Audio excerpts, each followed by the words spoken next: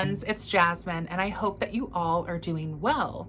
If you're a new subscriber, I make witchy, occult, pagan, folkloric sort of content here on YouTube. You can check out some of my other videos if you're interested in that sort of thing. And if you're a returning subscriber, thank you so much for coming back and supporting the channel. Make sure to like this video, it really helps out a lot. And today I wanted to talk to you about a topic that I was actually recently talking about on my podcast, As the Cauldron Bubbles. I just released a special podcast episode for Valentine's Day and Lupercalia, where myself and my guest were talking about lycanthropy and werewolves and lust magic and all of those goodies. So if you haven't seen that episode, definitely go check it out. Nora and I had a really good time kind of kikiing and going back and forth in that episode and talking about what we both knew about the wild holiday of Lupercalia, and talking about our experiences as witches and using lust magic and how it's benefited us or how it's harmed us. Kind of some funny stories there. Since we were talking about Lupercalia, Romulus and Remus, we were talking about the she-wolf, we were also talking about, you know, the aspect of shape-shifting and the priesthood and all of these things. That kind of led me down into more of a rabbit hole. So today's topic is going to be about shape-shifting in witchcraft. What does that look like? What does that mean?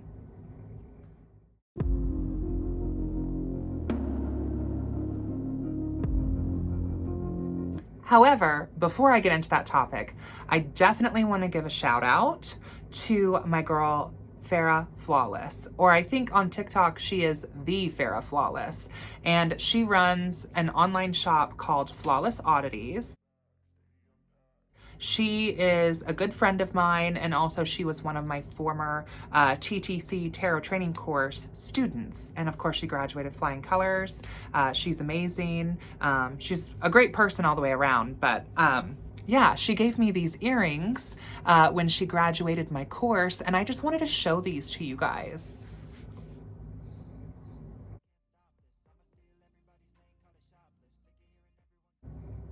So she does a lot with chainmail, and then she also does a lot of like oddities and curios and things like that. So these little like spell chime bottles here filled with a estrogen curio, if you will, along with the little triple moon and the chainmail. I thought these were really cute, and I wanted to show you guys these. I've had these actually for a while, and I meant to show you them before, but I wanted to go ahead and show them to you now.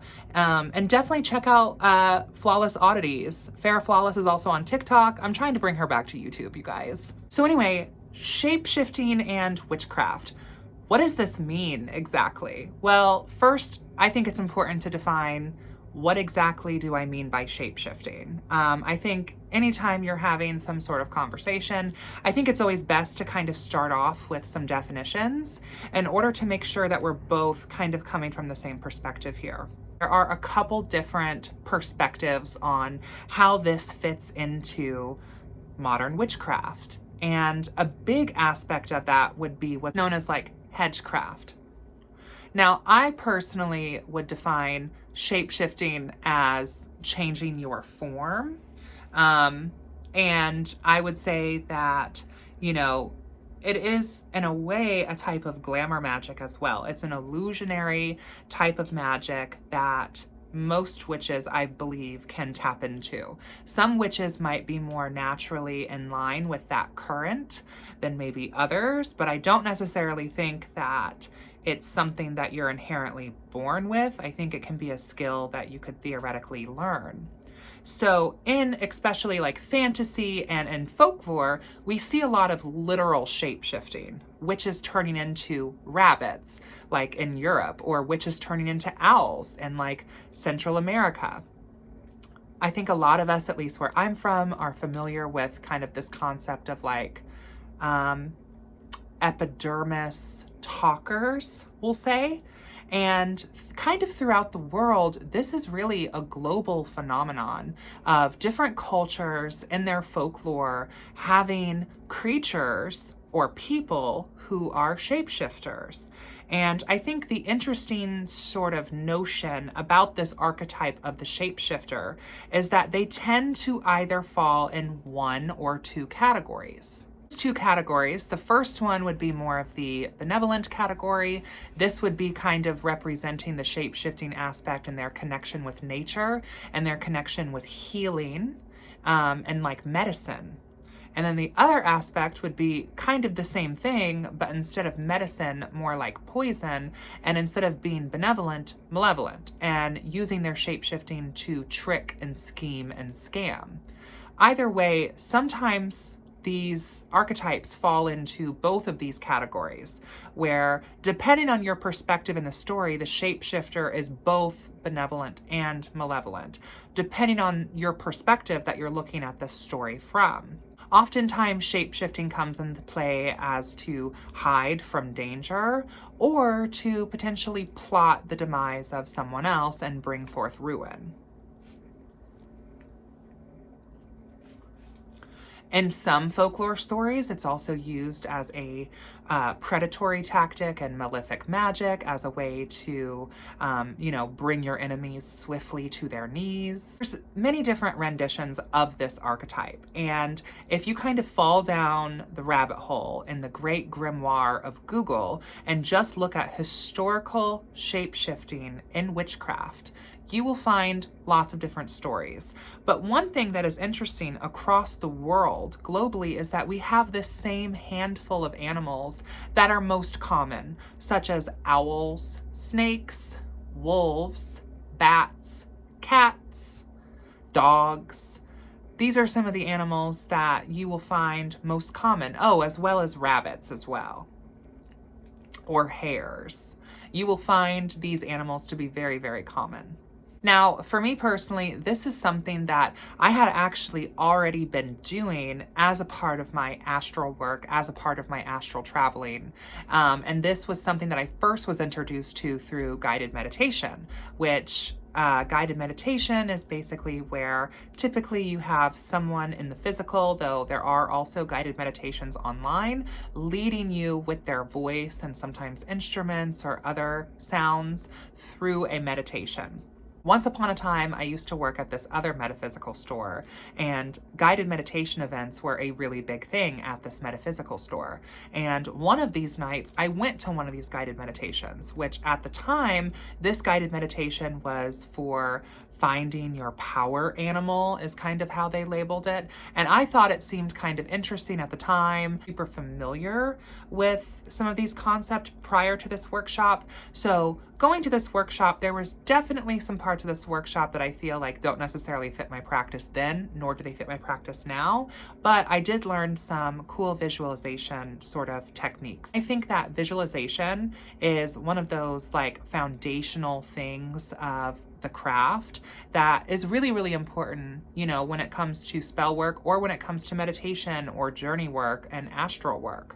But just to be 100% clear, when I'm personally talking about shape-shifting, I'm approaching this from what some would consider to be more of a hedge witch sort of perspective. And to break down some hedge witchery, if you're not familiar with this sort of concept, the hedge is kind of a metaphor for the boundary line. And this is something that's often found even within traditional witchcraft spaces as well. If you look into some traditional witchcraft books, such as like The Crooked Path by Kelton, you will find some of these elements also within these traditions. Also, spirit travel and journey work is pretty common throughout a lot of different spiritual traditions around the world. So the hedge is kind of a metaphor for a couple of things. One, there's kind of this notion that the hedge witch lived beyond the hedge, and the hedge was kind of the boundary line of the village. So it's kind of like the witch of the wood, or it's the witch who lives beyond the boundaries of the common societal norms. There's also the hedge as in like the literal hedge, where over the hedge it was the woods. There's also the metaphorical hedge, that the hedge represents the veil between this world and the astral realms.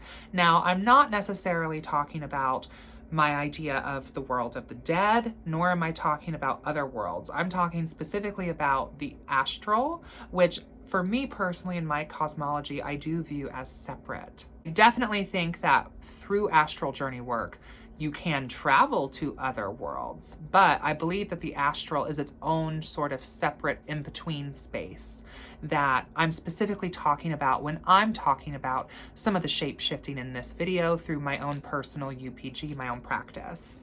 So going back to that guided meditation workshop that I had gone to, this would have been at some point in 2016, maybe? I'm gonna say it was at some point in 2016, I went to this guided meditation workshop. And for me, this was something that at the time, like I said, I was interested in. However, there's definitely parts of it that, you know, you can kind of give or take, but that's how some workshops are, where you're gonna get some good things out of it, but it's okay if not every single thing from that workshop necessarily resonates. This was a pretty popular workshop as well, so I was kind of interested to see what all the hype was about. During this workshop, we were essentially instructed through a guided meditation to meet an animal in the woods. And it wasn't during this workshop that I fell into the powers of shape-shifting, because as many of you know, I've been a shapeshifter my whole life. Okay, but in all seriousness, this workshop was more about meeting a power animal for your practice, more so than it was about shape-shifting. The main positive things that I got out of this guided meditation was being able to fully visualize this animal in the woods with me, like I was meeting a friend in the woods. And some might consider this to be a personal daemon, as in like a projection of the wild spirit from my soul being projected into the astral. So really it's kind of a part of me anyway. There's a couple different ways of thinking about this in terms of your own cosmology, but I'm less interested in talking about cosmology in this video than I am about talking about shape-shifting. So you will have to kind of tap in and see what you think. Per this guided meditation, you know, do you think that this is something external or internal? Like I said, that's not necessarily what this video is about. This video is about shape-shifting. So after meeting this animal, I would try to do this guided meditation that I had done at the shop on my own. And I would typically do this like after a really nice, relaxing ritual bath that would be very like for psychic abilities, like a psychic ritual bath, which I could make a whole thing about ritual baths. I don't know if it's my Pisces moon, but I love, love, love, love the power of Venezuelan magic. And I love the power of tapping into some of those Neptunian and lunar planetary currents and really working with the glamour of ritual baths, whether that be for cleansing, protection, grounding, money, psychic abilities, whatever. You know, to me, a ritual bath is essentially one big brew where you are the main ingredient. I enjoy ritual baths so much because you are the main ingredient. So after a nice, long, good soak in a ritual bath, sometimes I would also then proceed to like a smoke cleansing and blessing beforehand. And then typically I would get into some really comfy clothes, get into a comfy space, get some nice pillows, get some nice blankets. And the point isn't necessarily to fall asleep, but the point is to kind of put yourself in almost a sleep-like state. And this is what works for me. Then once you're in that state, you can start putting yourself through this meditation to where you're slowly visualizing yourself going into the woods, whether that be literally visualizing your spirit lifting from your body, floating out of your home, opening doors, closing them and locking them, you know, and drifting to a nearby woodland and visualizing, you know, the color and the aura and the glow and the texture and the opacity of your spirit vessel, and visualizing that going into the woods and visualizing those woods. And I feel like your spirit form will be called to where your guide is, if you want to use that word, though I don't necessarily think that fits perfectly for this. So anyway, that's, in a nutshell, that's basically the meditation. And I'm sure you can find stuff online that would, you know, back some of that up, where you could find some meditations that would be similar. For me, once I started connecting more with that animal, I started connecting more with that animal form on my own through my own meditation, which then led me to start working with this idea of shapeshifting also in the astral as well. And this is one of my personal favorite sorts of meditations to begin with. And it really took me a little while to realize that I was doing so much more than just meditating, and I was actually full-on astral projecting using this vessel as a spirit form. And so I personally believe that this is an extension of myself.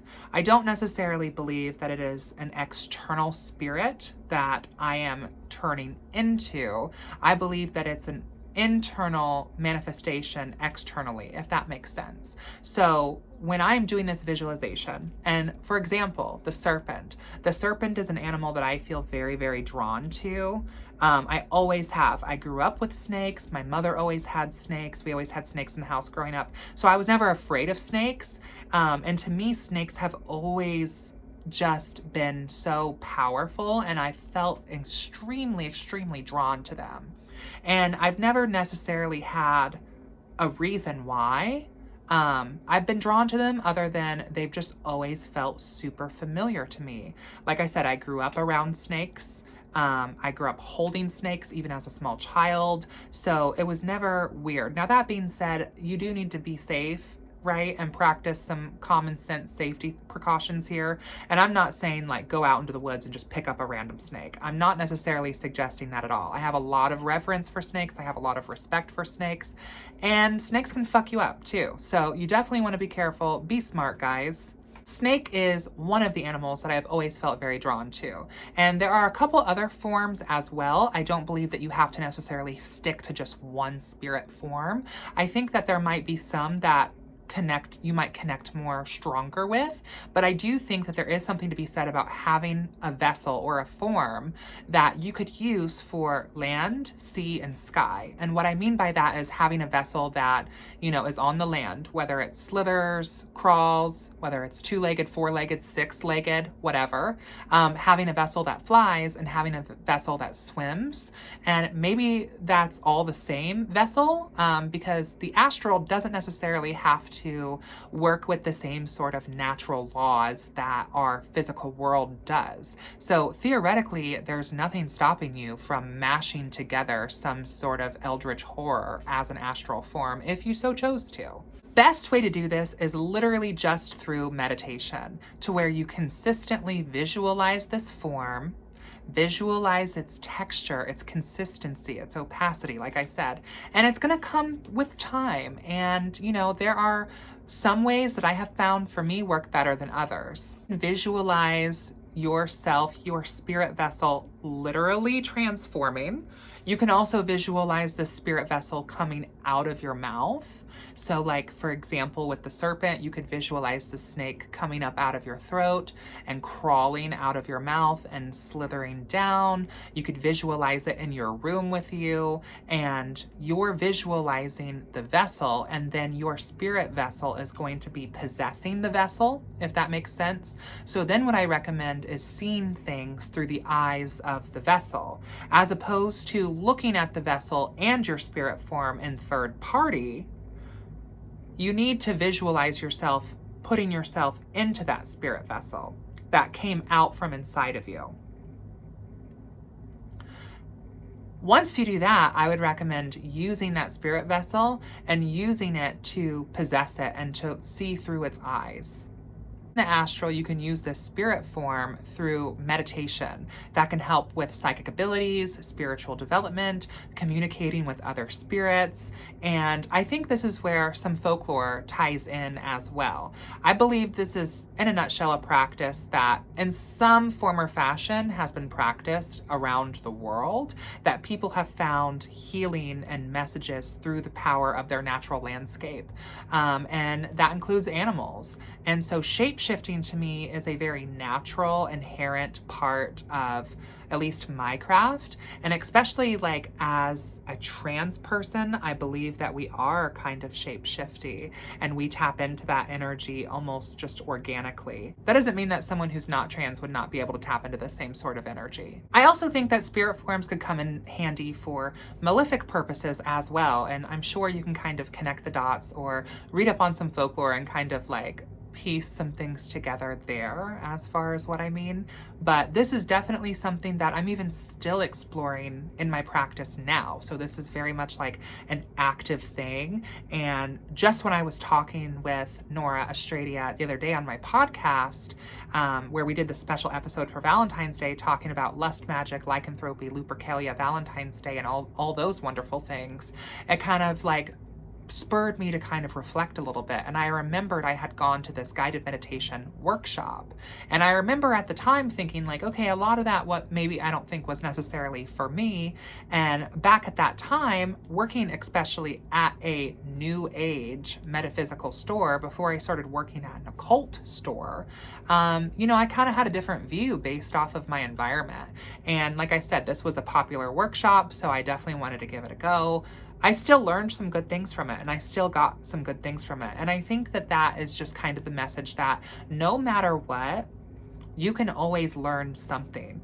And even if you go to a class or if you're watching, you know, someone's video or listening to a podcast, even if you disagree with every single thing a person, like that instructor or teacher or the person in the video, even if you disagree with everything that person says, you can definitely get from the video what you don't agree with and maybe explore why you so strongly disagree and see how that fits into your own understanding of your craft and your cosmology. Because I think our personal cosmologies can really kind of back up and define like our orthopraxy and orthodoxy and how those two things fit together.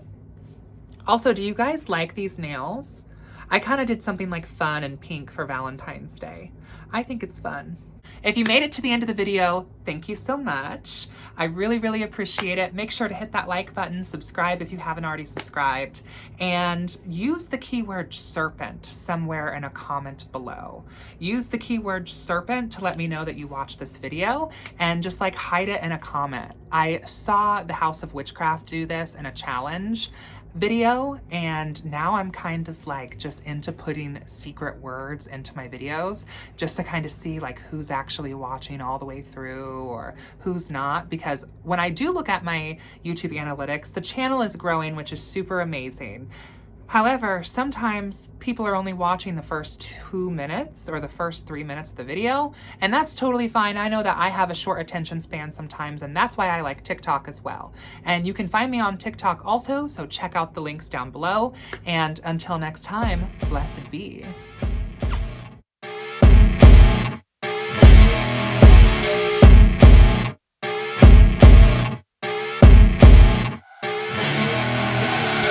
I see her rolling up, Uber black Cadillac, high heel boots and a sexy body full of tats. Baby's bad.